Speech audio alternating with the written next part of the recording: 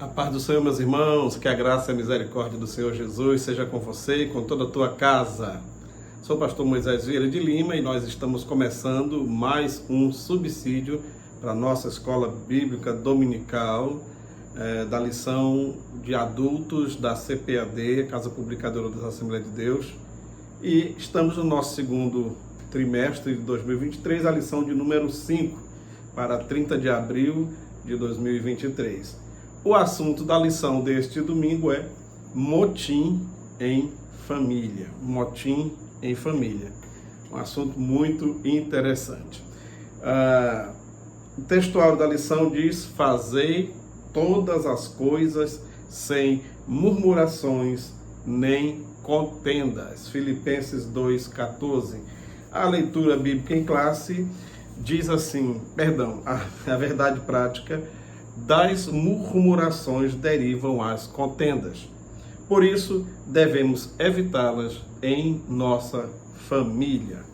Agora sim, a leitura bíblica em classe está em Números, Antigo Testamento, seção aí do Pentateuco, Números capítulo 11, versículos 1 até o 7, e depois capítulo 12, versículos 1 até o 8. Diz assim: E aconteceu que, queixando-se o povo, era mal aos ouvidos do Senhor, porque o Senhor ouviu, e a sua ira se acendeu, e o fogo do Senhor ardeu entre eles e consumiu os que estavam na última parte do arraial. Então o povo clamou a Moisés, e Moisés orou ao Senhor, e o fogo se apagou, pelo que chamou aquele lugar Taberá, porque o fogo do Senhor se acendera entre eles. E o vulgo, ou populacho, que estava no meio deles, veio a ter grande desejo, pelo que os filhos de Israel tornaram a chorar e disseram: quem nos dará carne a comer? Lembramo-nos dos peixes que no Egito comíamos de graça, dos pepinos e dos melões e dos porros e das cebolas e dos alhos. Mas agora a nossa alma se seca, coisa nenhuma há, senão este maná diante dos nossos olhos. E era o maná como semente de coentro, e a sua cor como a cor do bidélio. Números 12. E falaram Miriam e Arão contra Moisés, por causa da mulher cuxita que tomara, porquanto tinha tomado a mulher cuxita. E disseram: porventura falou o Senhor somente por Moisés? Não falou também por nós? E o Senhor o ouviu. E era o varão Moisés muito manso, mais do que todos os homens que havia sobre a terra. E logo o Senhor disse a Moisés, a Arão e a Miriam: vós três saí à tenda da congregação, e saíram eles três.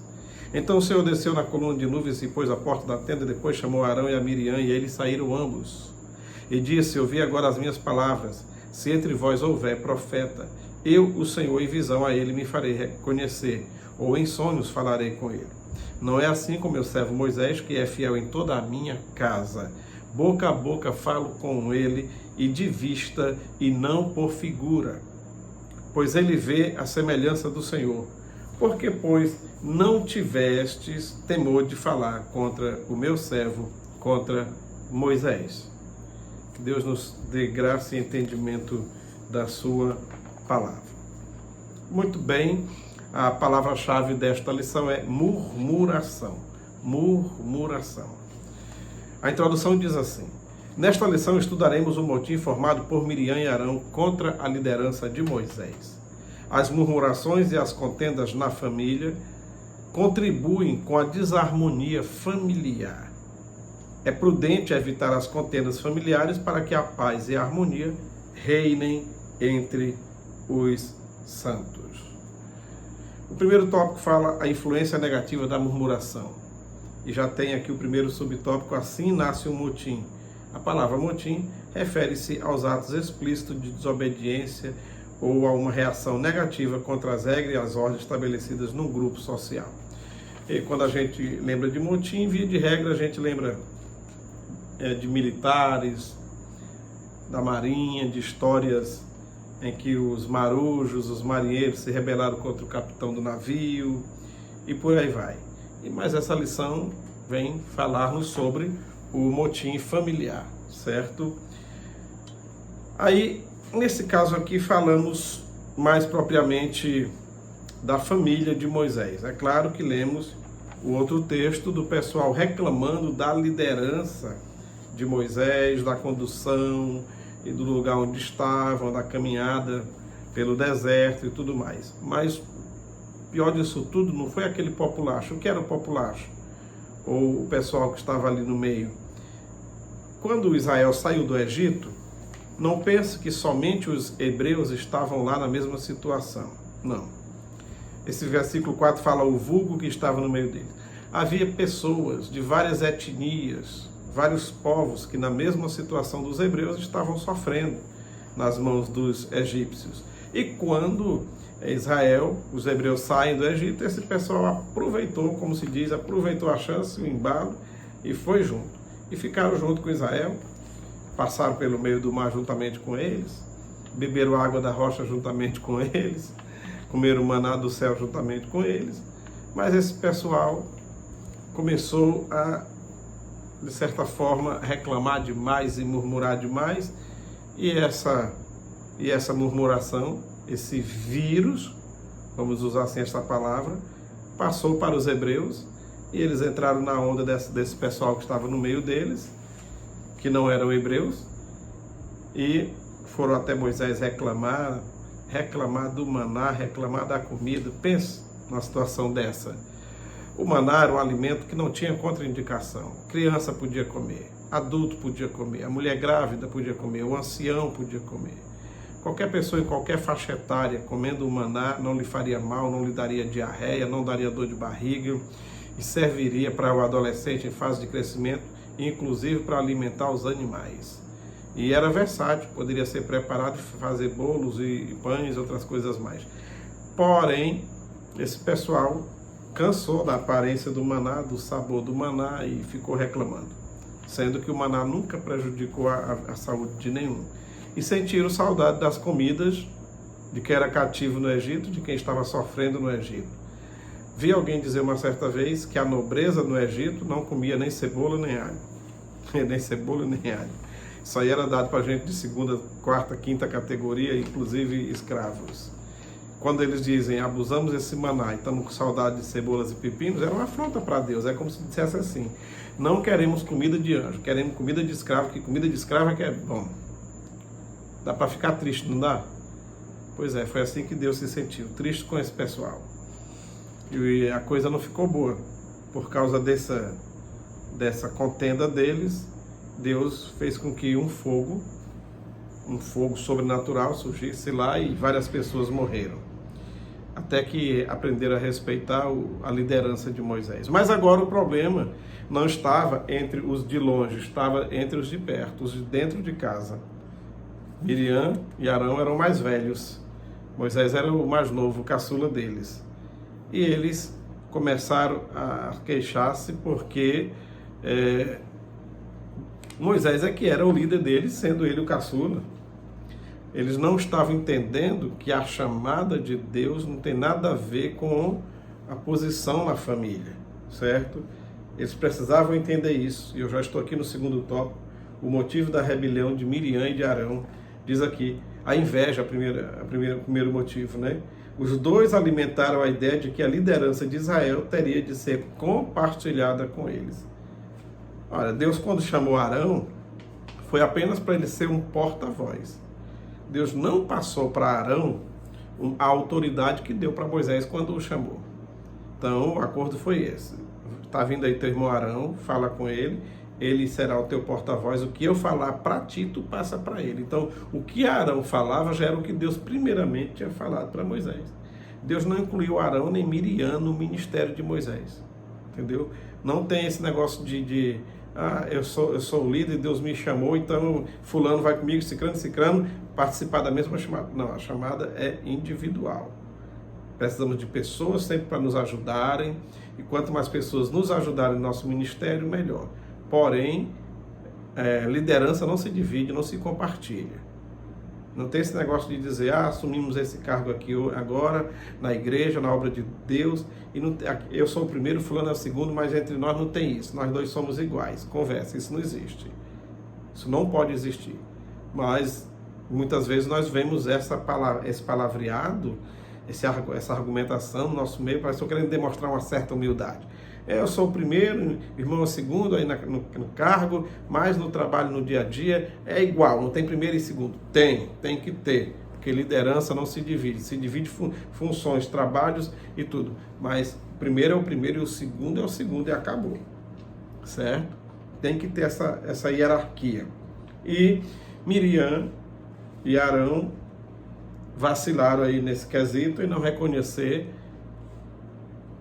a liderança de Moisés, o papel que Deus deu para ele. O próprio Deus teve que dizer: olha, Moisés é diferenciado. Eu falo com vocês em sonho, eu posso falar com vocês em visão, assim, mas com Moisés o negócio aqui é mais íntimo. Ninguém, eu tenho esse relacionamento como tenho com ele. É como que Deus dissesse: por isso fique no lugar de vocês, que vocês estão longe de chegar ao patamar que ele está. Então o papel deles era cooperar na liderança de Moisés. Diz aqui, quando a inveja se instala no centro da família, as consequências podem ser realmente muito trágicas, muito trágicas. O nosso terceiro tópico fala assim: Moisés, um homem manso e humilde. Manso e humilde, mais manso que havia na terra, tá? A Bíblia declara que Moisés era um homem humilde e manso em atitude, como está em Números 12 e versículo 13. Em Mateus 5,5 diz: bem-aventurados os mansos, porque eles herdarão a terra. Bem-aventurados os pacificadores, porque serão chamados filhos de Deus, Mateus 5 e 9.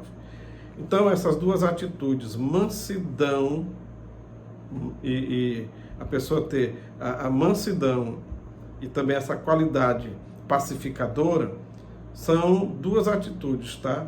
Ser manso e pacificador, essas duas atitudes enfatizadas pelo nosso Senhor Jesus estavam presentes na liderança de Moisés. Senão, não teria como ele liderar tanta gente, dando trabalho por tantos anos. Por tantos anos. A mansidão e a pacificação são virtudes que a família cristã não pode deixar de rogar a Deus, mas também não pode deixar de praticar. E por falar nisso, em família, tá? A família não pode deixar de rogar a Deus, não pode deixar de praticar. Onde tem irmãos, tem briguinhas, tá? Isso já começa na infância. Onde tem irmãos, tem briguinha. E as coisas mais simples do dia a dia pode ser motivo para uma briga. Quem vai ficar com o controle da TV na mão, o lugar que vai sentar na mesa na hora do almoço, certo? O brinquedo, quem é que vai brincar. Até às vezes na hora de entrar dentro do carro do pai: não, eu quero ir nesse banco, não, eu quero esse lugar é meu, não, porque esse lugar aí empurra e tudo mais. Então, coisas simples do dia a dia podem ser motivo de brigas, de disputas e guerras dentro de casa, tá? Aí os pais precisam de ter sabedoria, pedir a Deus graça e orientação para não haver partidarismo, tomar partido de um e dizer você assim, e fala isso para o seu irmão e tal. Não, senhor. Os pais têm que ficar neutro, orienta, reclama da atitude e de vocês se resolvam aí, que eu não quero vocês desse jeito. Mas quando o pai diz: você é mais velho, não sei o que, seu irmão é mais novo. Que mais velho? Duas crianças. Porque uma criança tem 3, o outro tem 6, mas é criança ainda. Então, desde criança, já se começa as disputas e pais, como eu sou pai, muitos que estão me assistindo agora são pais, pai e mãe, e às vezes a avó que cria o neto, precisa ter essa habilidade de saber administrar as briguinhas das crianças, tá? Porque as brigas podem até trazer alguma aprendizagem para eles, certo? Algum amadurecimento se for trabalhado. Agora, deve-se ficar atento, os adultos, quem cuida, quem orienta, quem olha essa criança, professora na creche, tem que ficar atento para não deixar que essas atitudes descambem para uma violência e o negócio vá complicando e não tenha mais volta, certo? Bom, segundo pesquisas, o ciúme entre irmãos, principalmente crianças, a fase mais crítica é dos 3 até os 6 anos de idade. Dos 3 aos 6 anos de idade, certo? Principalmente por parte do mais velho, porque ele chegou primeiro e às vezes agora está se sentindo como se estivesse se deixando ele de lado. Aí os pais precisam ter o cuidado, que tem que dar toda a atenção para o bebê que chegou, mas não deixar o mais velho sentir-se abandonado. E a gente às vezes ainda brinca: agora ficou no canto, agora ficou para lá. Não, senhor, não façamos isto. é bom que haja um revezamento de tempo, que a mãe tenha um tempo para ficar só com o filho ou a filhinha mais velha, enquanto o pai olha o bebê. No outro dia o pai tira um tempo, só ele, mas o mais velho brincar, chamar o menino, interagir, meu filho ajuda papai a fazer isso aqui, para ele não sentir que a chegada do outro fez com que ele ficasse de lado, e isso já começa a criar um cisma entre os dois, certo? Muito bem. Outra coisa, evitemos comparações. Por que você não é como seu irmão? Por que você não organiza suas coisas como a sua irmã? Por que você na escola não tira notas boas como seu irmão tira? Menino, por que tu é feio desse jeito? Não é bonito que nem o outro? Às vezes as comparações físicas, as comparações de comportamento, tudo que os adultos fazem, se torna um estopim para começar ainda na infância, esse motim que futuramente pode virar um problemão, certo? Então deixemos disso. É normal crianças brigarem. Via de regra, segundo estudos, a cada 20 minutos eles têm uma briguinha. Por qualquer coisa. Por qualquer coisa. Até por uma caneta, certo? Qualquer coisa. Então, crianças brigam ou discutem, trocam acusações e palavrões a cada 20 minutos. Imagine um período de um dia inteiro, de uma semana inteira, de um mês inteiro. Haja paciência para pai, mãe e todo o restante, certo? Outra coisa, dizem que irmãos, ainda crianças e adolescentes, falam impropérios, coisas ruins, palavreado ruins, palavrões, coisas negativas, falam entre eles 700%, 700% mais do que eles falam com qualquer outra pessoa, tá? Com seus amiguinhos da escola, seus primos, amiguinho vizinho. Então eles falam impropérios, e palavras ruins, acusações, palavras negativas, difamação, 700% mais do que fala com qualquer outro seus amiguinhos. Então, dentro de casa, precisamos estar atentos, olhando e orando e pedindo a graça de Deus e sabedoria para não deixar que esses comportamentos venham virar uma bola de neve e depois na adolescência, na juventude, na fase adulta, esse negócio se torne algo realmente comprometedor na união da família. E o Salmo 133 já diz: ó, quão bom e quão suave é que os irmãos vivam em união. Bom, agora, indo para a liderança de Moisés e a disputa de Arão e Miriam, vamos lembrar algo aqui no ministério pastoral. O comportamento dos parentes no ministério do seu filho pastor, do seu irmão pastor, do seu tio pastor, seu cunhado pastor. Olha, você precisa entender, você que é pai ou mãe, que você é pai do Raimundo, do Francisco, do Flávio, do João, do teu filho. Você não é pai do ministério pastoral dele. Não. Você é pai daquele menino que nasceu, cresceu, que você deu o nome e tudo, e ele foi chamado por Deus, não por você, para o ministério. Foi Deus que deu, não foi por você que fez dele pastor, foi Deus que chamou. Então você é pai da pessoa física fulano de tal. Você não é pai do ministério dele, do pastor fulano. Não. A gente às vezes até aceita, ali é a mãe do pastor. A mãe do pastor não, ela é a mãe do fulano de tal. Entendeu? Ela é a mãe do fulano de tal. Ele é pastor depois que Deus o chamou. E aí, porque é a mãe do pastor, porque é o pai do pastor, porque é o irmão do pastor, às vezes numa reunião se sente no direito de atrapalhar, de dar uma opinião, às vezes até desmerecendo a liderança. Aí os demais que não são parentes, que respeita, que admira aquele obreiro, vê os próprios parentes boicotando o negócio. Às vezes no meio do culto o pastor está pregando o próprio, não concordo com não sei o que, não sei o que, não sei o que e tal. Porque por causa da proximidade, da intimidade, de terem crescido juntos, não sabem dividir as coisas. Meu irmão, meu pastor. Meu filho, meu pastor. Meu tio, meu pastor. É preciso a gente se policiar e não fazer essa confusão, certo? Muito bem. Então não desrespeitemos a autoridade de alguém porque é nosso parente, certo? E isso não é só no ministério pastoral, vale na empresa, onde irmãos são sócios, onde sobrinhos trabalham com os tios, onde filhos trabalham com os pais. Não desrespeite a autoridade da sua liderança por ele ser seu parente. Deus não se agrada disso e de quem faz discórdia. Está aqui na Bíblia. Provérbios capítulo 6, versículos 16 a 19, está escrito: há 6 coisas que o Senhor odeia, e a 7ª a sua alma abomina: olhos arrogantes, língua mentirosa, mãos que derramam sangue inocente, coração que elabora projetos iníquos, pés que se apressam a correr para o mal, testemunha falsa que profere mentiras e o que semeia contenda, que semeia discórdia entre irmãos. E irmãos aqui não é no sentido eclesiástico não, que a gente usa muito esse texto para falar dos irmãos da comunidade de fé. Tudo bem, é válido, mas aqui a igreja não existia ainda quando o provérbio foi escrito. Aqui está falando de família mesmo.